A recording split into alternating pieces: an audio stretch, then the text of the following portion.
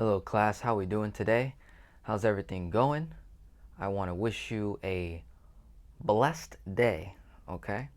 In today's lesson, we are going to go over should you tithe or pay debts, okay? I am making this video specifically for myself and for my kids because like I always say, if I want to establish my kingdom authority, I have to control who and how and many people and where I get my information and my influence from.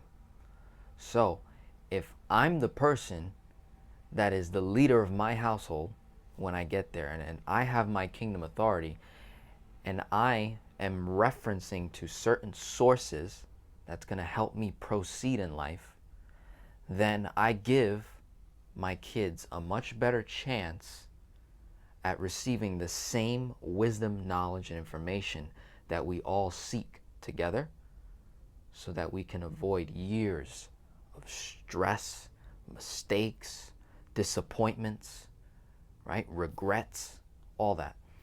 So, and in the same process, I feel like this will really help you out as well. And I really want your feedback as well, especially from my kingdom brothers and sisters out there, okay? I know you can teach me a whole lot more than I can teach you, okay? Especially around our kingdom authority, our spiritual selves, how we manage ourselves, this morality that we have. Like we must deal with it, especially when we're talking about money, okay? It's one thing to make a lot of money and get out of debt and, build your business and all this stuff. But if your morals are not intact, who you are as a human being, if those are not intact, you are going to have certain issues that are going to come up, such as relationships, how you treat people, how you behave. That will all reflect. Okay, there's a very, very important scripture that talks about for where your treasure is, so will your heart be. Okay? So if your desire is to have a bunch of cars and boats and all this stuff, well, guess what? That's where your heart's going to be as well.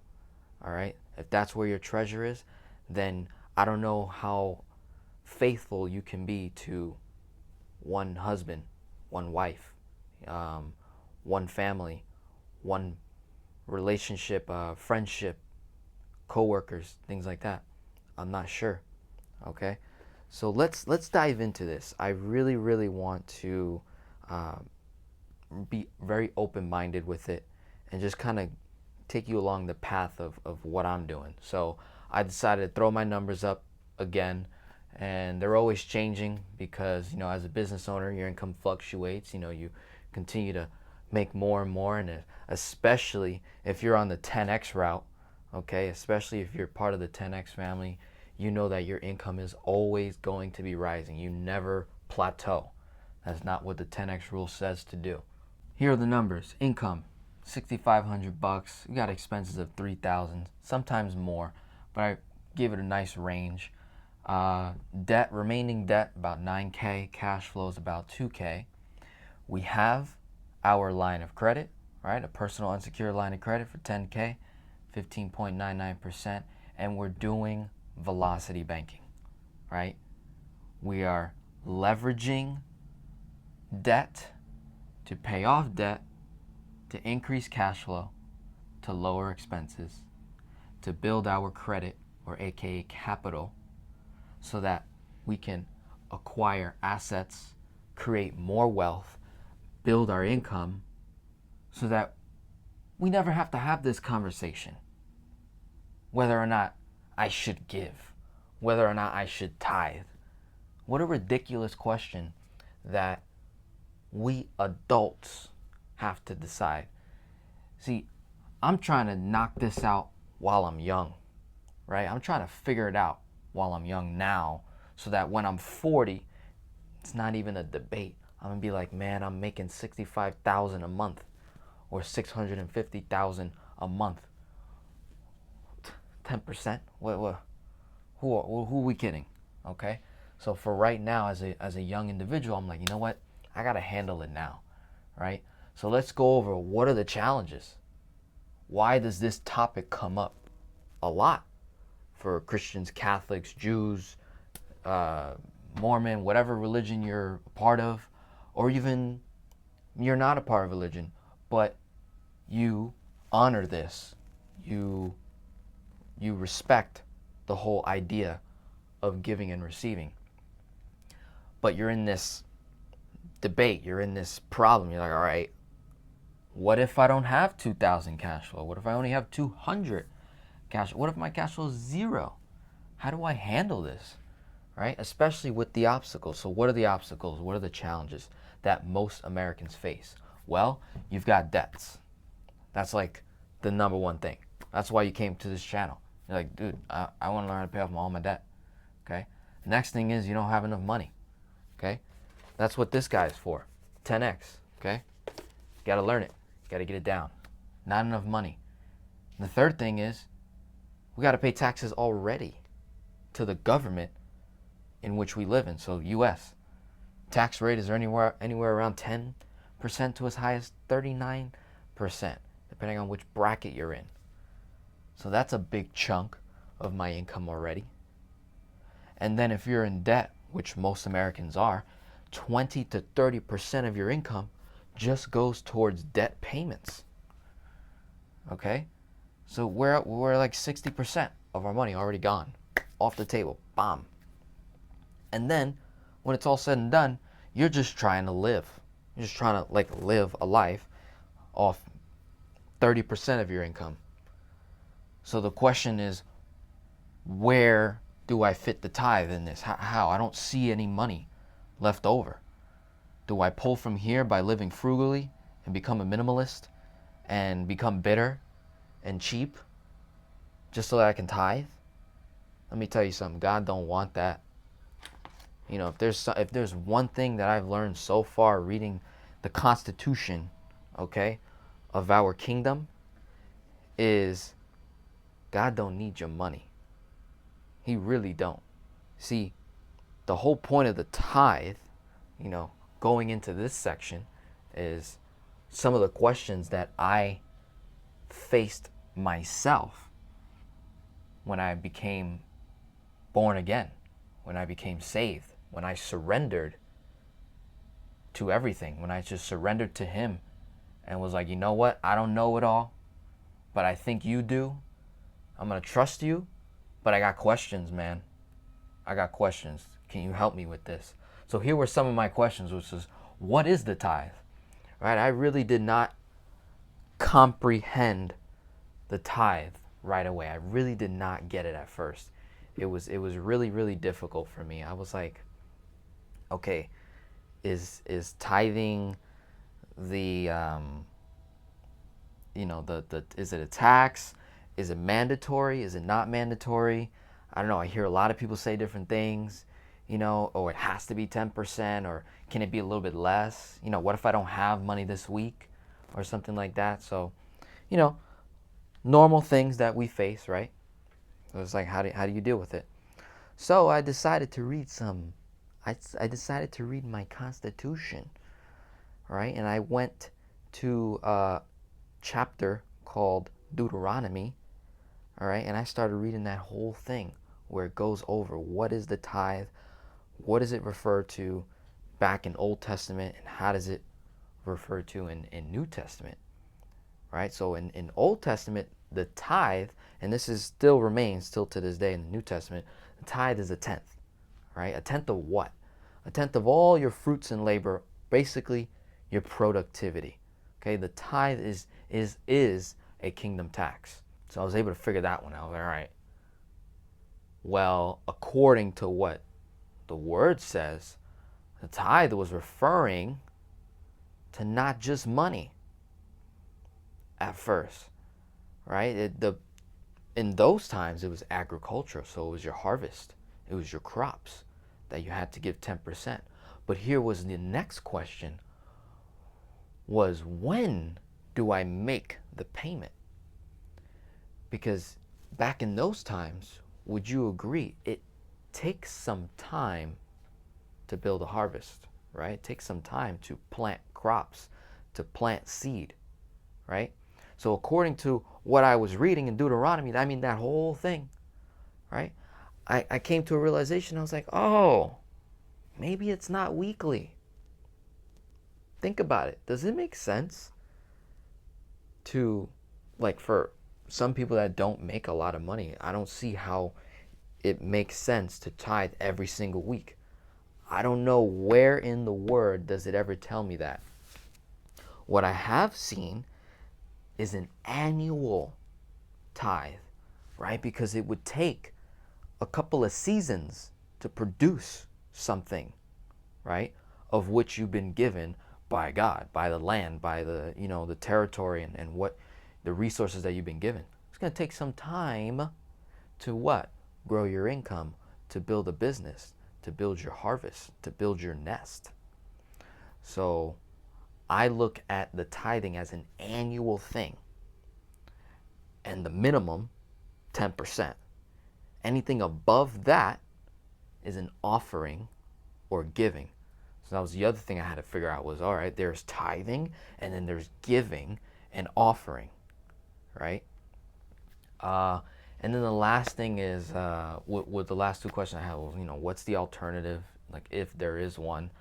And then most importantly, like, why am I doing this? Okay, well, to handle the why real quick, we are tithing to show God that we trust Him, that we recognize that everything here is His. He is the owner of all things, of all thoughts, productivity, everything. So we're just recognizing, hey, let me just give you the 10, okay? I trust you, thank you. I know it's going to come right back to me. That's the trust. So even when you don't have, what are some ways, alternative ways, that we can tithe or give? Now, I don't have a whole lot of scripture or content that I can provide you today with, which is why I'm going to ask you for some help on this. Let me know if I'm going in the right direction, or I might be steering off a little bit. Kind of say, all right, Denzel, you're on the right path, but let's fix this. What I've come to the conclusion is, when I was dealing with this before I had that, okay? So going back, right? Because once you make money, then it ain't even a question. But how do you solve for tithe and givings and offerings when income is low, cash flow is low, debt's high, the stakes are all against you, right? So right here. So back when I was working at my job, I never tithed because I was like, I need to save. I need to build my money so I can start a business so that I can give. Maybe I had it backwards, Maybe I had it backwards at that time, because at the end of the video, I'm going to give you a testimony, okay? But for right now, the way we would deal with this, the way the real, what do I want to say? The issues that we face here, trying to solve for tithe when we have all these restrictions, okay, is I just really started going into, all right, what can I do, God? What can I do for you, even though I don't have the money right now to give? Like, I don't know where I'm going to find it, God. I can keep praying on my knees, but I'm not going to see a result like that. Okay, so can you show me something? And I don't know about you, but God speaks to me clearly, and I believe He speaks to everyone in their subconscious mind, whether we're awake, asleep, whether we're listening or ignoring. I personally feel that God speaks to me, and I have a genuine conversation with the guy. And I'm like, look, what can I do? First couple of thoughts that came up: volunteer, give time. You ever heard business owners, successful people say time is money? Okay, so if I give time, if I pay my tithe in the form of time, is that suffice, right? I would love to hear your comments on that, okay? If you're in this area right now, you're in the struggle, okay? If you're in the struggle, mom, right? For my moms out there, you're wondering, I got 2 jobs, I got 3 kids, I got a husband, I got no husband, I'm a single mom, taking care of kids, I gotta take them to school, I gotta pick them up from school, then the aftercare, then I can get them from aftercare, and I gotta bring them to the the activities, the gymnastics and the karate and the this, and then I gotta come home and then I gotta cook, and I got all this outgoing, but ain't nothing coming in, right? Other than my job, which is only allowing me to live on 30%, because the other 60 to 70 goes to tax, right? And debts.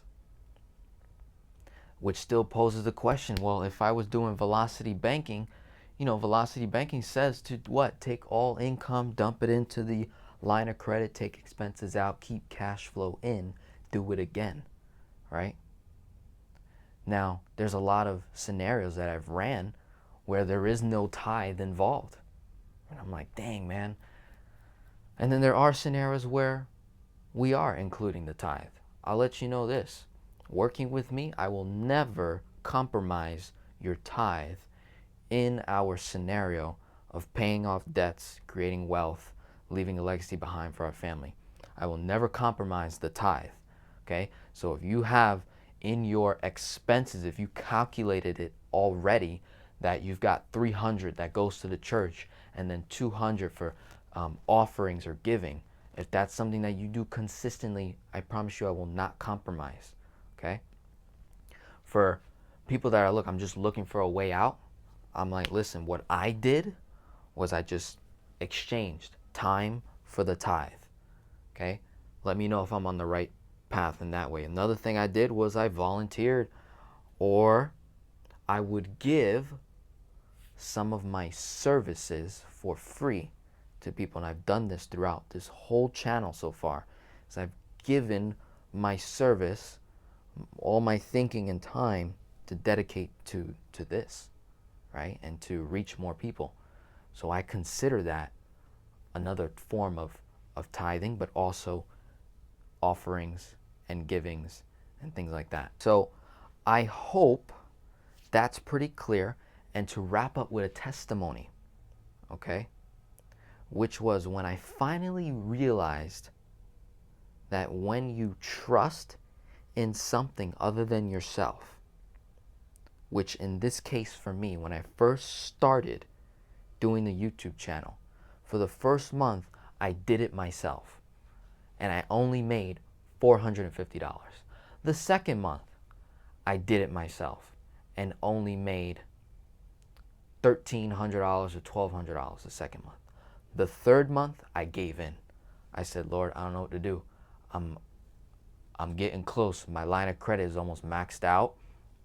All my other credit cards are about to be maxed out. I don't know.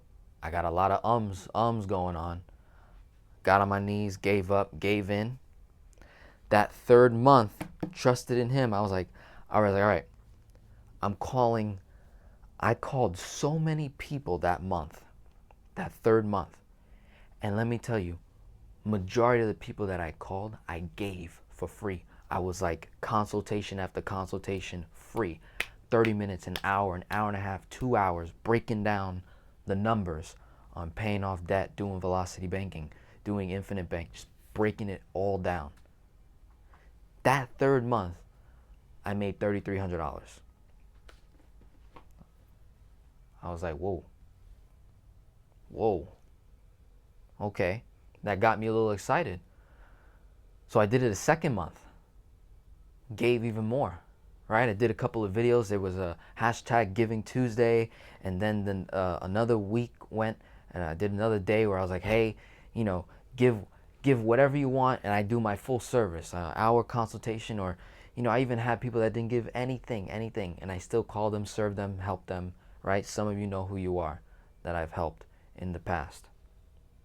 That month, which was December, prior month, I did $6,300 made. right? And profited a good 3K, okay? And I was like, all right, this system, kingdom system, kingdom giving, just might work. I tried it a third time. I kept giving to people, doing live streams, just answering questions that I normally would save for a consultation, that I normally would say, hey, sign up first, we can talk, hey, let me get the full synopsis of your situation. I send you the details, and we set up a time to talk, and we'll answer those questions there. I was like, I scrapped that whole thing, started doing live streams. I put myself on the hot seat. January, 10,000 plus, 10,000. And I said, you know what? I'm never going back to that. I'm never going back to trying to figure it out on my own. I'm never going to go back to trying to make a plea or negotiate with God. Never going to go back.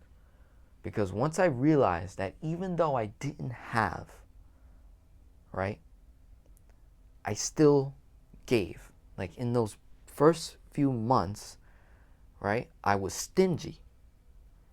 And then when it came to extreme circumstances, where I was like, if I don't make money, I'm done, type of thing. Okay, that third month. And I just started giving to people, calling them left and right, up all day, all night, running scenarios, making videos, doing this, doing that. 3,000 to 6,000 to 10,000, okay?